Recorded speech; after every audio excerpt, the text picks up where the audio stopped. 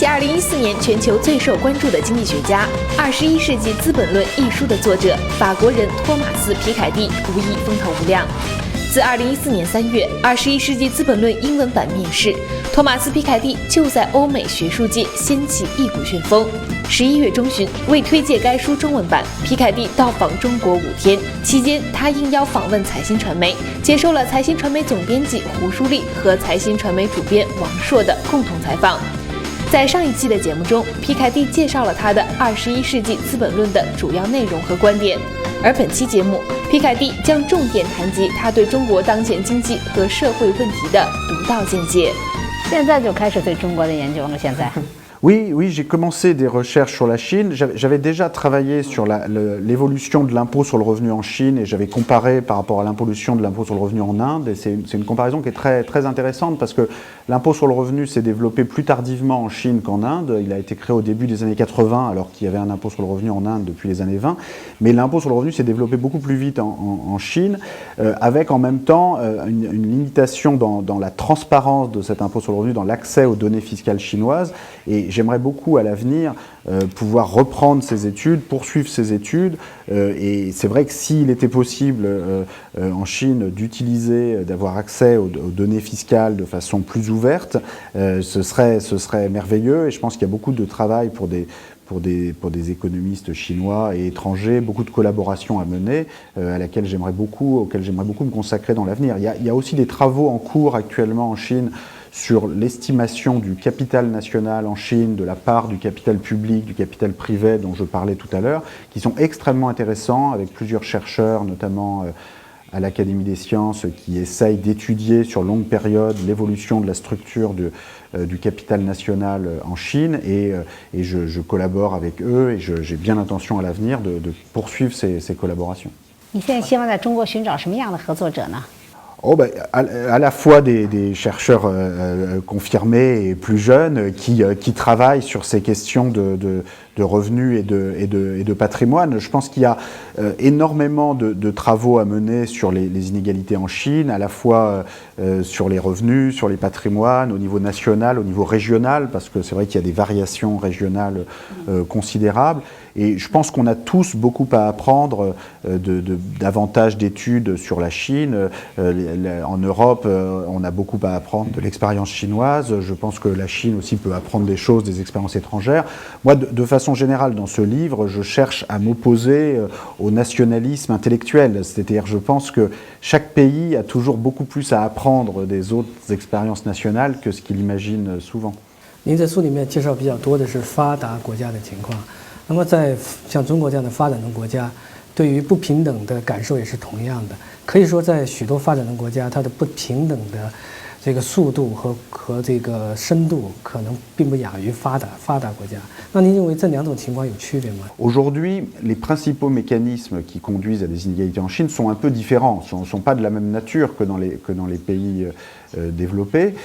Et c'est vrai qu'aujourd'hui, disons, en Chine, je dirais que peut-être une des principales difficultés, c'est que en fait, notre capacité à mesurer les inégalités de revenus et de patrimoine et à connaître finalement comment évoluent les inégalités dans la société chinoise sont assez limitées malheureusement. Et c'est une des raisons pour lesquelles malheureusement la Chine n'occupe pas autant de place dans l'histoire des inégalités qui est proposée dans ce livre que ce que j'aimerais. Enfin, la Chine joue un rôle important dans ce livre, comme le lecteur qui regardera le livre s'en rendra compte, mais c'est vrai que les données historiques sur la Chine sont moins nombreuses que sur d'autres pays. Et encore, même aujourd'hui, pour les années 2010, c'est vrai que je pense qu'il y a un manque de transparence dans l'accès aux données, notamment issues de l'impôt sur le revenu en Chine, qui est problématique parce que les enquêtes auprès des ménages qu'on utilise aussi pour étudier la répartition des revenus posent des problèmes parce que l'autodéclaration par les ménages de leur niveau de revenus et leur niveau de patrimoine, en Chine comme d'ailleurs dans les autres pays, n'est pas toujours très exact. Et avec ces enquêtes auprès des ménages, on a souvent tendance à sous-estimer le niveau de l'inégalité. Donc parfois les gens utilisent les classements de fortune publiés dans les magazines, là qui donnent une vision beaucoup plus extrême des inégalités, avec des milliardaires qui s'enrichissent très vite. Mais ces données des magazines ne sont pas forcément très fiables non plus, et les méthodes utilisées pour construire ces données sont pas toujours très claires. 不过已经有的数据已经表明，中国的这个基尼系数大于这个一个国际上的完善的市场经济国家呀，高于国际的平均水平，已经有的数据，这是为什么呢？ Oui, vous avez raison. On a beaucoup d'informations qui montrent déjà que le coefficient de Gini, que les inégalités ont augmenté en Chine. Mais on n'est pas capable d'être aussi précis qu'on voudrait l'être sur cette question. Et en particulier, les comparaisons qui peuvent être faites avec les autres pays sont pas parfaitement satisfaisantes. Et je pense qu'une des difficultés, en fait, il y en a deux. Et la première difficulté, c'est qu'il y a un impôt sur le revenu en Chine, mais c'est très difficile d'accéder aux données issues des déclarations de revenus et de l'impôt sur le revenu. Il faut bien comprendre que l'impôt, c'est toujours plus que l'impôt. C'est aussi une façon de produire de l'information sur une société. Quand il n'y avait pas d'impôt sur le revenu aux États-Unis, ça a été créé en 1913, ou en France, où l'impôt sur le revenu a été créé en 1914, on n'a pas de source sur les revenus, et donc c'est impossible d'étudier l'évolution des revenus avant la création d'un impôt sur le revenu. Et c'est très important d'utiliser l'impôt sur le revenu aussi comme une façon de produire de l'information, et je pense que ce serait très utile si le gouvernement chinois publiait chaque année des données très détaillées sur l'évolution du nombre de contribuables et du montant des revenus pour un très grand nombre de tranches de revenus, y compris pour des niveaux de revenus très élevés. Parce que c'est pas pareil de gagner 500 000 yuan RMB ou 1 million ou 10 millions, et c'est important de produire des statistiques par tranche de revenus qui permettent de connaître l'évolution de la société, y compris dans cette tranche. La deuxième difficulté, ça concerne les patrimoines. Et ça, les patrimoines, c'est vrai que c'est encore plus difficile à mesurer que les revenus. Et l'absence en Chine d'un impôt sur les successions, l'absence en Chine d'un impôt sur la propriété, fait qu'il est très difficile d'étudier de façon fiable l'évolution des patrimoines en Chine. Et je pense que c'est une des limitations à une régulation publique de l'inégalité qui soit vraiment efficace. 所以你的研究的结论，并不是适合于中国的，主要是适合于你研究过的那些国家的，是吗？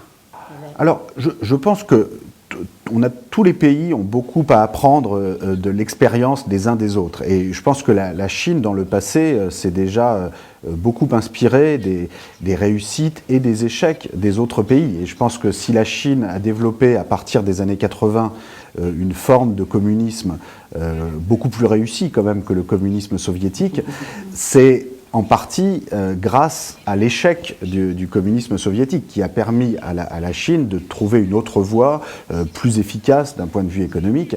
Et je pense qu'aujourd'hui encore, la Chine peut tirer des enseignements de l'expérience historique des autres pays. Et je pense qu'une des leçons importantes de ce travail, c'est que si on n'a pas de mécanisme public de redistribution et d'impôts progressifs sur les revenus et sur les patrimoines, alors les forces de marché, les forces de la propriété privée peuvent conduire à une concentration des patrimoines et à un niveau d'inégalité qui est tout simplement insoutenable, qui n'est pas utile pour la croissance. C'est utile d'avoir un peu d'inégalité pour la croissance, mais des inégalités extrêmes, ça ne sert à rien, et c'est même mauvais pour la croissance parce que ça diminue la mobilité sociale. Ça conduit à la perpétuation des inégalités. Donc pour prendre un exemple très précis, le niveau de concentration des patrimoines que les pays européens avaient jusqu'à la Première Guerre mondiale n'était pas utile pour la croissance. Et ça a été diminué historiquement uniquement à la suite de chocs extrêmement violents, la Première Guerre mondiale, la Seconde Guerre mondiale, la Grande Dépression des années 30. Et c'est uniquement à la suite de ces chocs que les élites en France, au Royaume-Uni, en Allemagne, ont accepté de mettre en place des réformes sociales, des réformes fiscales, notamment l'impôt progressif sur le revenu, sur les successions, qui étaient refusées par les élites française, anglaise, allemande, jusqu'en 1914. Et je pense qu'il ne faut pas aujourd'hui que les nouvelles élites chinoises fassent la même erreur. Et donc je pense qu'il y a des leçons pour la Chine à apprendre de l'expérience des autres pays pour faire mieux, justement. 中国改革研究基金会国民经济研究所研究员王小鲁曾在《财新新世纪周刊》的一篇封面文章《收入的真相》中，用大量数据揭示了中国社会绝对收入差距和灰色收入总量仍继续扩大的现实。文中指，中国灰色收入达6.2万亿元，顶层家庭的收入是底层家庭的20倍。资本市场将穷人口袋里的钱转移到富人口袋，社会保障向高收入者而非低收入者倾斜。中国的贫富差别呢，有很多变化，但最主要、最明显的一个变化呢，是豪富阶层，也就是最有钱、最有钱的一群人的兴起。这一群人呢，可能在20年前在中国是不存在的，可是20年来，特别是最近5到10年间，中国真正出现了一群世界级的富豪。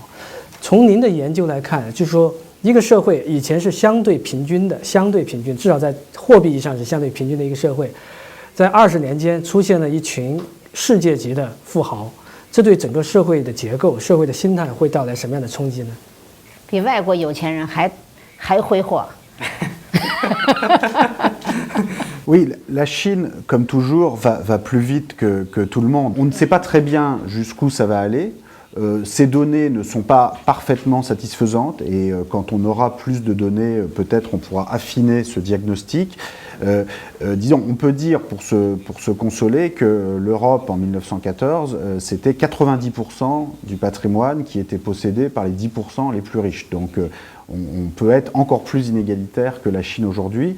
En même temps, je ne suis pas sûr que ce soit un modèle à suivre. Et je pense que, disons, une des conclusions de l'histoire des inégalités que j'ai menée dans ce livre, c'est qu'on n'a pas besoin des inégalités du 19e siècle pour avoir de la croissance au 21e siècle. 那中国，你刚才是在讲中国的不透明，我们就想说，就是说中国其实有一块收入，我们叫灰色收入，就是说，如果抛开这个灰色收入看呢，是一种情况；有这个灰色收入又是一种情况。对中国的研究呢，恐怕呢，要关注这个对灰色收入的研究的这部分成果。Oui, le revenu gris ou le revenu caché, d'après certaines estimations, pourrait représenter presque 20% du PIB en Chine ou peut-être davantage. Donc on est sur des sommes, où entre 15 et 20% suivant les estimations. Donc on a des sommes là qui sont très très importantes et c'est vrai que la lutte contre la corruption qui a été lancée par l'actuel gouvernement chinois correspond sans doute à une nécessité absolue et en même temps je pense que ce n'est pas suffisant de lutter contre la corruption. Je pense que on doit aussi développer en Chine des formes d'imposition du patrimoine, d'imposition sur les successions qui permettent de réduire les inégalités ou en tout cas d'avoir un contrôle public démocratique sur les inégalités qui passe pas simplement par la lutte contre la corruption parce qu'il y a le revenu gris mais même sur le revenu officiel il y a très peu de transparence. 你说的资产税、财产税是不是就是指的房产税以及遗产税？ Oui, c'est les droits de succession, c'est sans doute le plus important d'introduire un impôt sur les successions en Chine. Et je pense qu'il faut en même temps un impôt annuel sur le patrimoine, pas seulement sur le patrimoine immobilier, mais aussi sur le patrimoine financier. L'idéal, ce serait un impôt annuel sur le patrimoine total net de dette. Hein, donc on regarde quel est le patrimoine immobilier total d'une personne, quels sont son patrimoine financier, on retire ses emprunts et ce patrimoine net de dette devrait être l'objet d'une imposition annuelle parce que c'est dans le fond le meilleur indicateur de la capacité individuelle à contribuer aux impôts avec le revenu. Hein, je pense qu'on a besoin à la fois d'un impôt sur le revenu d'un côté, d'un impôt sur le patrimoine de l'autre, parce que ça représente deux dimensions différentes de la capacité à contribuer aux charges communes. 人们去占领华尔街，但是从来没有人想去占领硅谷。也就是说，这个都是最富的1%，但是人们对金融资本和对产业资本的观感和看法好像是不一样的。在您看来，就是说金融资本和产业资本都是资本，但是它对于社会不平等的影响是不是有差别？Même s'il y a toutes ces transformations dans la forme du capital et de la propriété, il y a aussi des constantes et en particulier, moi je suis très marqué par le fait que finalement, malgré la révolution industrielle, l'inégalité de la propriété du capital dans la société industrielle qui précède la Première Guerre mondiale de 1914 est aussi forte que dans la société d'Ancien Régime en France avant la Révolution française. Et aujourd'hui encore, avec toutes les transformations du capital qu'il y a eu depuis un siècle, je pense qu'il y a un risque qu'on retrouve un niveau de concentration du patrimoine finalement pas très différent de celle du 19e siècle. Et c'est quelque chose qui peut s'expliquer en partie, pas seulement, mais en partie par cette tendance à très long terme du rendement du capital à être supérieur au taux de croissance, qui est quelque chose qui était totalement évident dans les sociétés traditionnelles, puisque jusqu'à la révolution industrielle, la croissance était presque nulle et le rendement du capital était au moins de l'ordre de 4 ou 5% par an, notamment le rendement de la terre.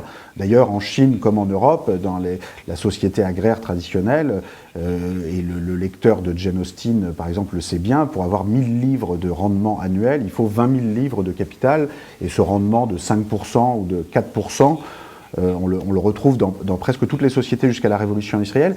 Et finalement, la révolution industrielle et la croissance moderne qu'on observe encore aujourd'hui dans la Silicon Valley ou ailleurs, n'a pas changé cette réalité aussi profondément que ce qu'on aurait pu imaginer.